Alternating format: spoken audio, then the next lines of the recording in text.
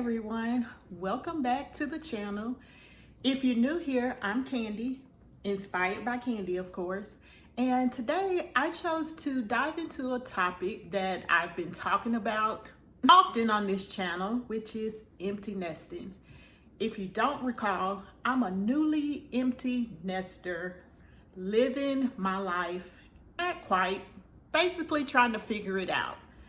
And so I chose to use this platform as a way to just document my current journey that I'm on, of going through this new transition in my life.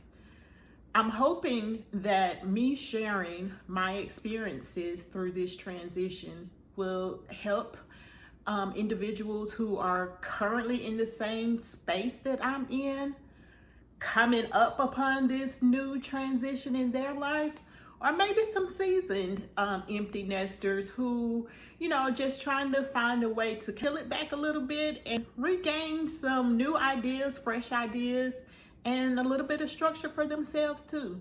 So if you're interested in this type of content, stay tuned. I would love to be your inspiration for navigating the empty nester life. Now, I've been through some things in this 40-something-year-old life of mine. Many different adjustments, challenges, and transitions. Haven't we all? But I've got to admit and be transparent here, and I hope you are with yourself as well. This empty nesting thing, oh man, it is totally different than anything else I've gone through. Even becoming a single parent, going through divorces, career changes.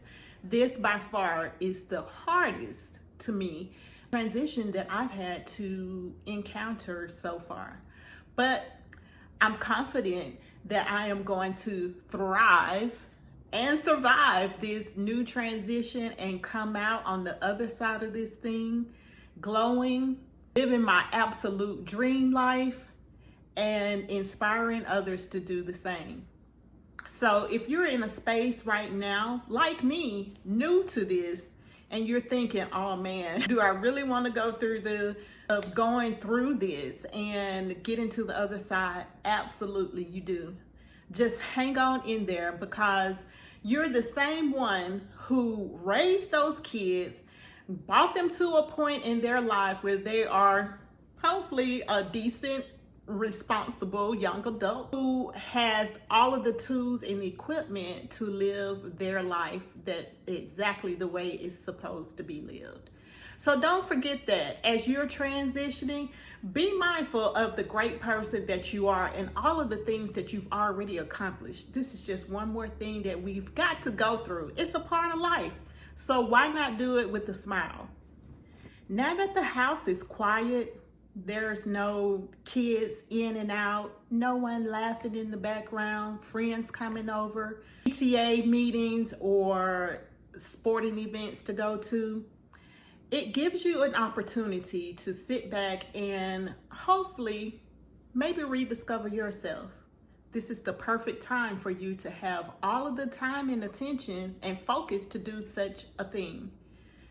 I found in my new emptiness life, I really need to set up new structure. You see, I dedicated 100% of me to being the absolute best mom that I could be to my children. And with that, I catered to everything that they needed while I slowly slipped and faded away personally as a person. But now that I've got all of this time on my hands and resources, here I am now ready to set up a new structure for myself. And one of the best ways to start that out is creating a new morning routine. See, a lot of people are out here saying, oh, wake up early, 3 a.m. wake up, 4 or 5 a.m. wake up, spend some time alone. Well, that's really not me. I'm already alone, so I don't need the 5 a.m. wake up so the house is quiet and no one's bothering me. That trend doesn't necessarily fit me. So I've decided that I'm just gonna look at my time I've earned it. I don't have to do those early morning wake ups anymore. And I am grateful for that because, to be honest, I've not always been a morning person. So now that I can actually structure my time, I can structure my time the way I want to, that works best for me. So don't necessarily be the first to hop on a trend of waking up at 5 a.m. What are you going to do? But if that's something you enjoy, please move forward with that. It's all about discovering what works best for you. For me, I don't usually begin work until about 8, between 8 and 8:30. So waking up at 5 a.m. to do a whole lot of different activities really just doesn't fit my lifestyle right now. So creating a new morning routine for me will likely look a little something of adjusting my wake up time, starting my day out with prayer, meditation, before turning on the TV because I was really bad at watching the news first thing in the morning. And I really want a different way to structure and start my day. So definitely those are going to be the key two things that I start my day with. Waking up thankful and praying to God for allowing me to see another day. With that morning routine, you may want to add something like a little light exercise, perhaps preparing breakfast for yourself. Whatever that looks like for you, I definitely would recommend creating a new morning routine. Now that you don't have to do drop-offs in the morning or do immediate rush hour traffic or get out the door before rush hour traffic, structure your day, your morning that works best for you. Next, it's important that you take a look at some of those hobbies that you had before the kids took over. For me personally, I really never got into many things because I was a mom at a really young age. So I started the bat off running doing kids' activities. So for me, that looks a whole lot different. I am in the phase of discovering things that I like, activities that I enjoy. So that's where I'm starting.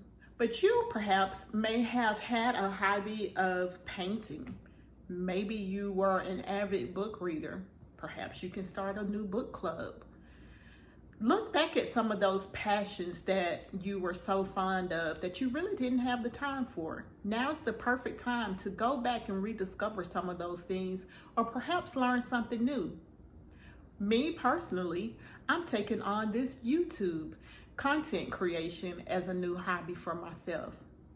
It helps me to keep myself accountable to the ideas and goals that I have for myself. And also, I like to talk, so it gives me an opportunity, even though there's no one directly in front of me at the moment, it gives me the opportunity to continue to express my thoughts and my feelings through speech. And I'm really enjoying this so far. So find something either from your past that you loved and enjoyed or discover something new. When I was parenting, I rarely had the time to just have me time. Honestly, didn't even really know what that term meant. But now, as an empty nester, I have space, time, and opportunity to focus on me selfishly if I need to. And so do you. This is the opportune time to make sure that you're doing all of those self-care activities that help to recharge and refuel you as an empty nester. Believe it or not, this empty nest life can take a lot out of you. There are a lot of emotions that are involved here. So it's very important that you continue to look out for yourself, whether that is exploring a new city, whether that is travel, whether that is a spa day, whether that is scheduling that massage out of the package that you bought back in January that you need to finish using. Make sure that you're looking out for yourself and taking care of you. That definitely should always be a part of your routine now as an empty nester. I'm a solo empty nester. So that means I really need to build community around me. It's important that I don't sit in the house all of the time alone. While I do enjoy my home, it's important to get out and engage with others. If you don't have a big friend circle, or if your friend circle doesn't necessarily look like your phase of life, I have friends who are still raising children. I have friends who are grandparents, and I have friends that are in different states. So it's a little difficult at times to actually get in a space where everyone can meet up and have a great time at the same time. So what does that mean? That means you probably need to get out and maybe take a few classes here or there, join a group exercise class, and meet new people. It doesn't hurt. The fact of having a community around you definitely will help you ease into this empty nester life a little more pleasantly. I certainly look forward to taking new classes in the new year and perhaps meeting new people. I've already started that by volunteering. I went to a volunteer opportunity, knew no one there. They welcomed me so graciously into their group. They told me about different things within the city that I had no idea existed, and I've been here well over a decade. They told me about a specific group that's within the city of single women who are empty nesters. Who knew that that even existed? I didn't, because I wasn't looking for it. But I would have never known if I hadn't stepped outside of my home, outside of my comfort zone, and went and met new people. So I definitely encourage you to step outside, meet some new people, engage with your current friend group. Make sure you're staying social and having those connections with others. Lastly, you want to be able to set new goals for your personal growth.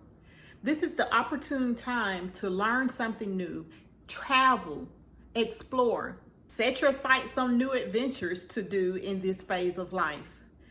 We have the ability and resources to do everything that God desires us to do in this lifetime. It gives you something to look forward to. It keeps your mind sharpened and your days not so empty. Just remember, this transition in your life doesn't have to be a tragic event happening for you. It can be the absolute best time of your life.